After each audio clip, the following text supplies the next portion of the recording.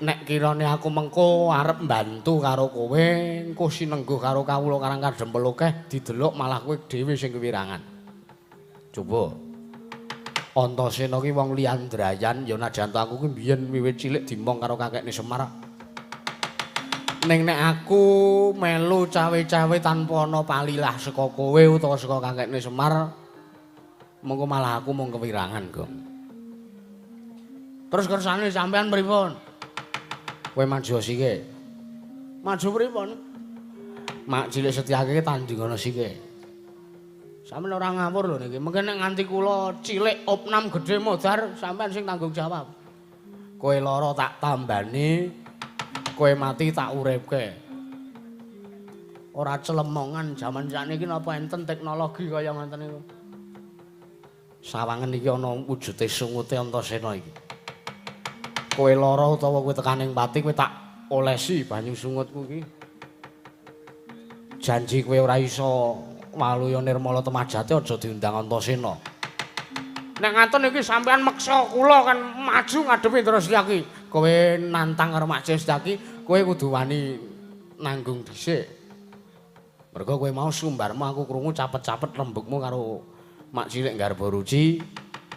Kowe nantang, ayo dudune kene papan ning neter kadigdayan metu njaba, enteni ning perapatan Karang Kadempel. Lah, kae maju ning perapatan, kae wis dinteni karo Mak Cilik Setyaki. Nggih, mpun. Kepepete nek mengke kula modar nggih mpun lah. Ayo sak karepmu bakune nek kowe mengko ketemper yudane Antasena lagi temandang. Sak biyantu karo kowe Gong. Nggih, nyuwun tambahing pangestu nika Setyaki. Sak iso-iso kula tak maju perang Ndara. Ayo.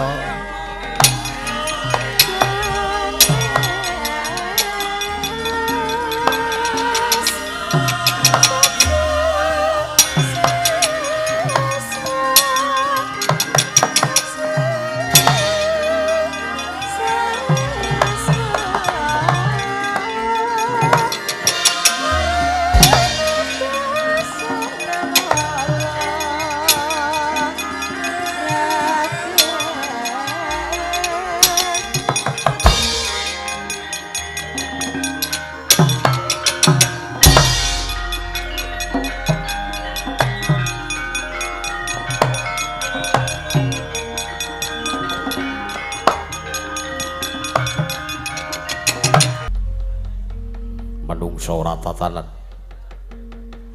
wani malangkerik ning ngarepane Senopati Ndrawati. Wani malangkerik ya men, ngopo kowe?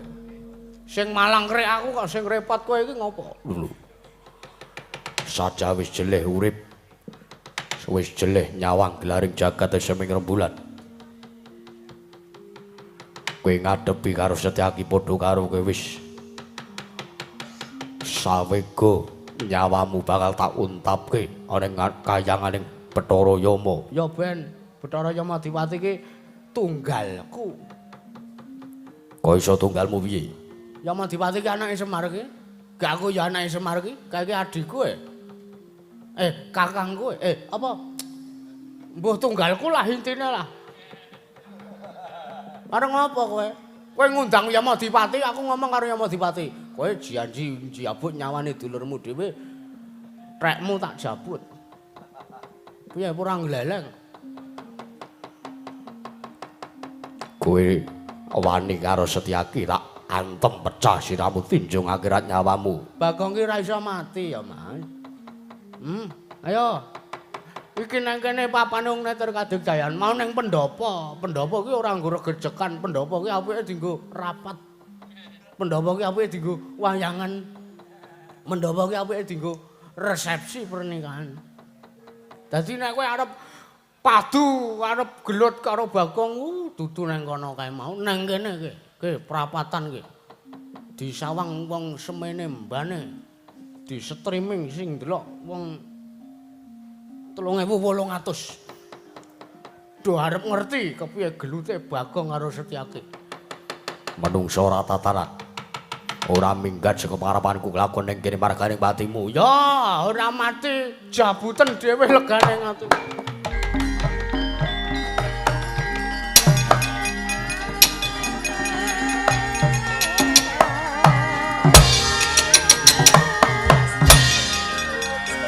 Mangsane apa dikira aku ora iso perang apa piye? Weh!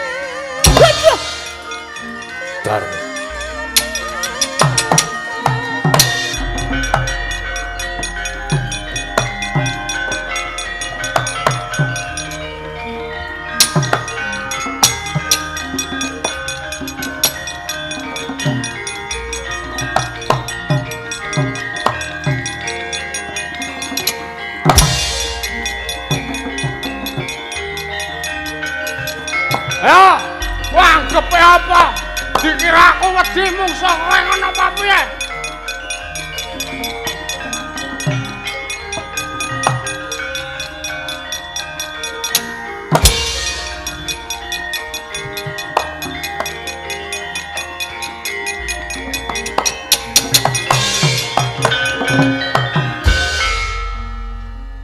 Ngopo kowe kaget?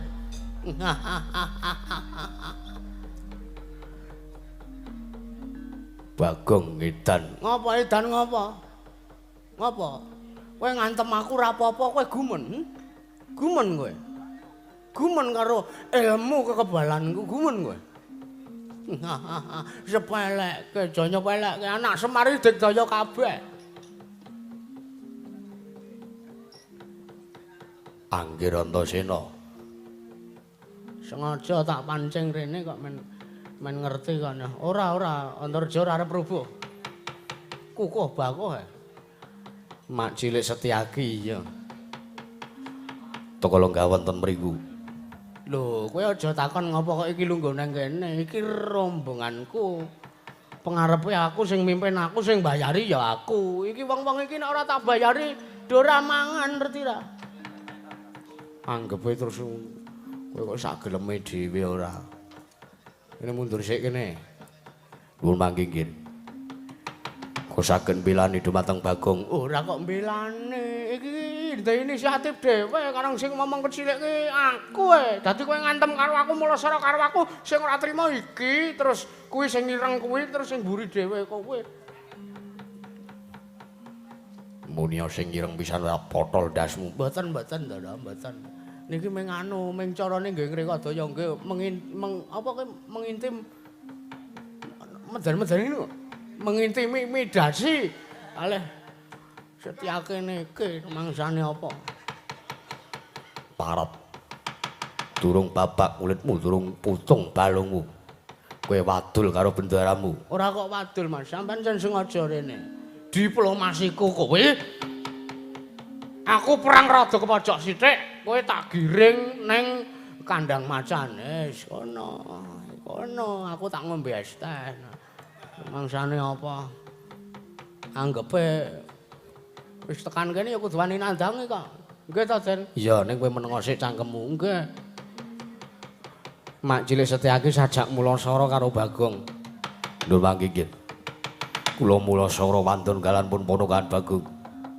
Dasaripun awit ponokan Bagong mriku ugi wantun nantang kalian Koko Prabu. Koko Prabu Ndarawati mriku sesembahan kula. Koko Prabu Kresna mriku ratu Gusti kula. Kula mriku derajating senopati. Kula mriku ingkang tansah kedah ngayomi dumateng ratu Gusti sembahan kula. Menawi kula mendel mawon boten wonten ginanipun anggen kula madheg senopati. Kose sampeyan kena mbelani sesembahan ki entuk wae, ora dosa kok. Lek ora kleru ora dosa. Ning eneng paugerane sartane ana pernatane. Wong ki nek sing dilabuhi ora becik, utawa wong sing mbok bilani utawa sesembahane sampeyan kuwi kira-kira mengko mung bakal njlomprongke sampeyan ana ing jurange kesangsaran kuwi mengko malah sing tuna sampeyan dhewe. Ngono. Kamangka iki Siwa Ndarawati duweni gegayuhan kepengin murungake anggone kakekne Semar nggone bangun kahyangan. Lah engko sik. Iki janjane ning kene iki mengeneng salah tampa mis apa, Gong?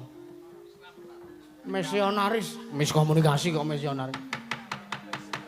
Miskomunikasi antarane Siwa Ndarawati karo kakekne Semar Badranaya. Kamangka niate kakekne Semar Badranaya arep bangun kahyangan kuwi ora kok arep ngungkuli karo panguwasaning para dewa kuwi babar pisan ora. Nanging mung arep mujudke kahanan sing ayom ning Prajanegara Ngamarta, cilike ning Pedhukan Karangkadempel. Ana gegayane kakekne Semar sing agung kaya ngono kok dipaido karo Siwa Ndarawati ki nek cara aku ora duwe wibawa, nek cara aku ora duweni bawa laksana minangka Nalendra. Kamangka sampean wis kadung nglabuhi, kamangka sing sampean labuhi sing mbok belani kuwi wonge nandang kaluputan.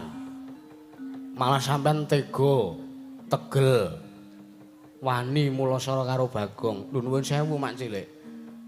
Bagong ki ambek derajate luwih cilik tinimbangane sampean. Bagong ki arep ming Panakawan, sampean senopati. Ning Bagong luwih tuwa tinimbangane sampean. Lola-laline mengko nek Bagong lara ati sampean malah kuwalat mergo sampean wani karo wong tuwa. Dirungokke kowe. Kok kuping kebak cureg dadi ora iso nggo ngrungokke. Dirungokke karo wong tuwa ora kena wani. Wong anggere diomongi sithik prinsipe ora gagas. Ora gagas. Mangsane apa karo wong tuwa kok tenane. Wis rupane elek, cangkeme ya elek. Sapa kuwi, Gong? Mbah kae. Sing kulinane muni ora gagas. Ora gagas. Anggepe apa kowe? Penggalian saiki pikiran. Nglabuhi Nalendra, nglabuhi Ratu Gusti. Sing jeneng ratu kuwi ora mung sak jamak lho marang menungsa. Menungsa kuwi dengan ina lali salah apes lan mati. Kalau mangsane ya ora ndidit barang. Mulai iki mah dit saweran tak mlebokke ngetasku sik kabeh. Terus engko le ngedumke ning kanca-kanca. Engko kanca-kanca entuk efisiensi saka aku. Kowe iki ya kurang ajar nek kaya ngono kuwi, Gong. Ya ben mangsane apa? Ben ngrasake. Sampeyan penggale. Nek iki mengko nganti ana apa-apane mergo sampeyan wani karo kakekne Semar, wani karo Panakawan, sampeyan kena walating dewa, malah sampeyan dhewe sing kapitunan lho Mak Cilik.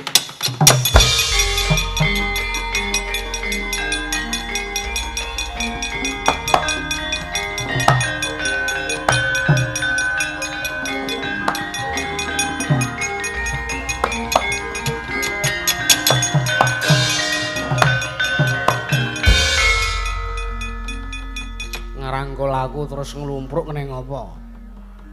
Oh nyun pangapunten kire. Aja njaluk ngapura karo Antasena, njaluk pangapura karo kakekne Semar.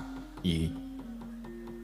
Mergo sampean wis duwe rasa cubriya, duwe prasangka sing ora prayoga karo kakekne Semar. Sampean njaluk ngapura karo kakekne Semar. Iya. Nyun pangapunten sakathahing kalepatan kula. Kula ngrumaosi bilih ingkang kula labuhi inggih menika Koko Prabu Ndarawati, Koko Prabu Kresna menika mboten salamanipun bener.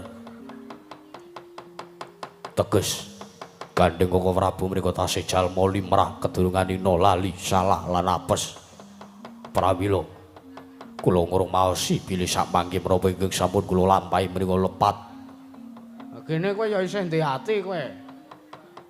Bagong iya. Anggepe terus karo kawula cilik kok sak geleme dhewe. Kowe iki wakilku e. Kowe iki wakile rakyat e. Aku rakyat, kowe iki wakilku, aja sak geleme dhewe kowe. Iya, Bagong. Sampeyan ngakoni kaluputan, kula ngakeni kalupatan kula. Lah yen kaya mangkono carane aku tak takon karo sampeyan. Aku tak nanteng karo sampeyan. Terus pundi iki? Gandeng sampeyan wis ngakoni kaluputan apa kira-kira isih arep tetep mbiyantu sartane ngombyongi karo nestane Siwandarawati apa arep nyengkuyung karo kakekne Semar? Menawi kula lair lan batos badhe nyengkuyung dumateng menapa ingkang dados gayahanipun Kakang Semar. Nek ngono kowe melu rombongan kene? Iya. Aku melu ngrombong lawan para lancur-lancur Pandhawa. Lah nek arep bergabung iki ana tiket masuk.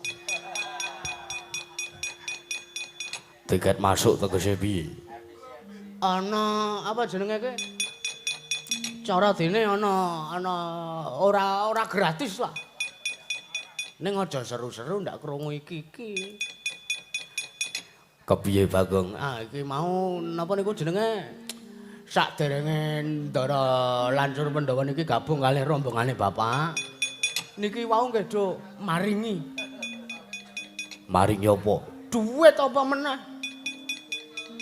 Banjur pira aku kudu menehi karo kowe? Saiklase minimal 150. Saiklase kok minimal 150. Wis ora apa-apa, gelem ora gelem maringi. Ya wis iki. Tondo yekti nggonku sak biyantu karo Kakang Semar nggone duweni gegayuhan luhur arep bangun kayangan. Ah, terima kasih. Iki kok abot iki, lek arep menehke kok abot iki, Ah, cul ora wel. Ora wel. Ikhlas. Ikhlas. Ngono kowe, ngene ra aku iso mangan.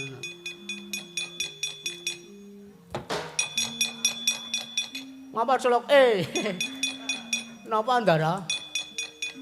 Aku nek kaya ngono caramu ki aku malah gah ora sudi ngewangi bapakmu.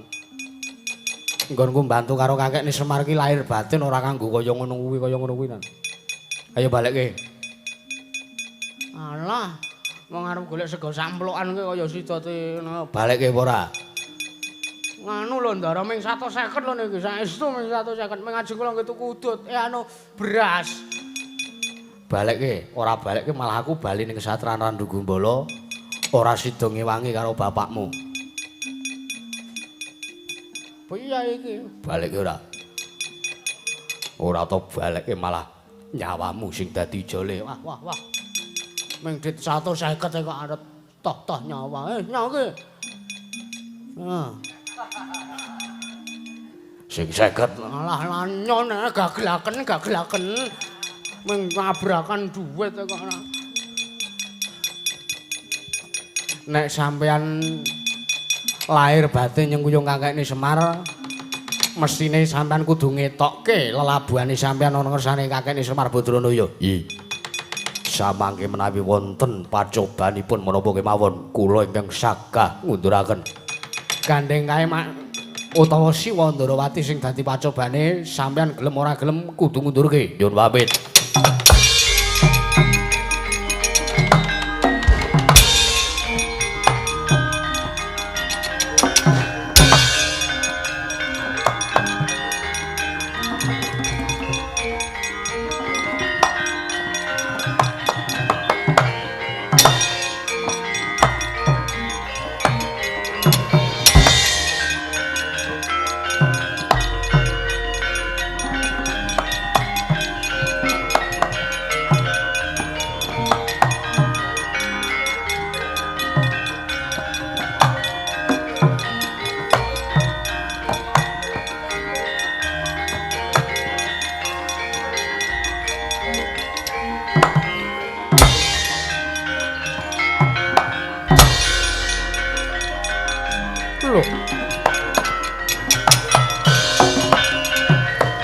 Kacarian putra lamun kawekasan yeka wisanggene maya Wisnu Pratinta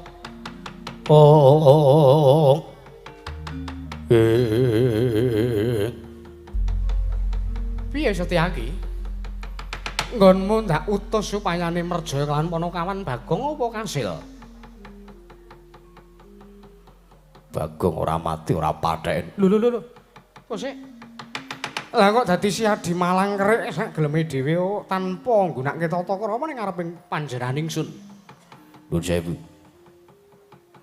Nek sampeyan nganggep Senopati Ndorowati niku Setyaki sak mangke jagat sing dadi seksi. Nek kula mundur saking kalenggan kula minangka Senopati. Lho. Ora engko sik. Nggone si Adi ndak utus supayane sak biyantungan pun Kakang ngundurake sartane murungake lan Kakang Semar nggone bakal bangun kayangan. Lah kok malah dadi si Adi duweni pambegan sing kaya mangkono? Mangke riyin. Sampeyan niku duwe pambegan sing nista, kula duweni pambegan sing utama. Kula nglabuhi dumateng Kakang Semar. Kakang Semar menika namung kepengin nentremaken kawontenan Praja Negari Ngamarta.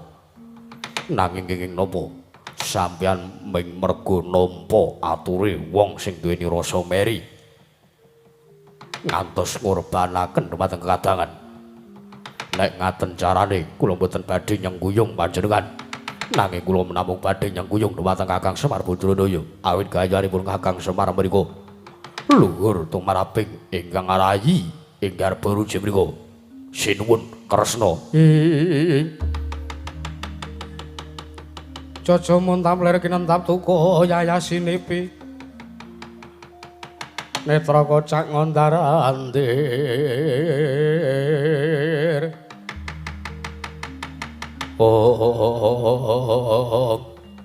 Weh lah. Panus maning jajalanat sekertaning bawana iblis lanat ya. Sajak arep mirang kampuh jenggo. Pakartimu kaya ngono Setyaki, kowe arep mbalela saka Krajan Negara Ndorowati. Kajipun. Luwung kula kelangan pangkat tinimbang kula kelangan jati dirine Setyaki. Ayo.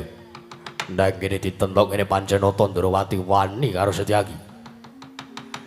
Rupa wani Jembarawani, sapa sing mati? Setyaki utawa Kresna? Wela. Malah Setyaki arep wani karo pun Kakang. Ora minggat saka pangarepanku kepruk gada wesi kuning. Adalah kok dadi kaya mangkono mambenganmu Dimas.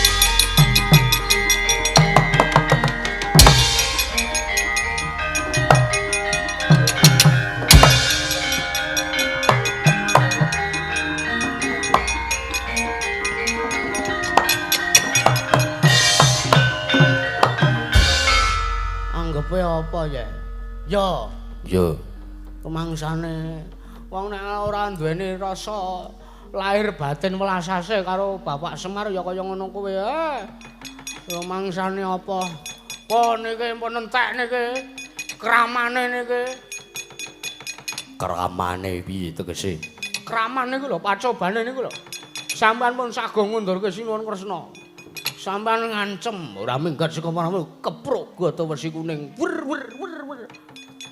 Mlayu dhewe-dhewe. Prayogane sowan ana ngersane bapakmu Bagong. Nggih. Aku arep ngaturke pangapura mergo kaluputanku mulasara karo kowe. Lah nggih ngoten, Senopati sing duweni tanggung jawab kok. Lah iya. Nggih.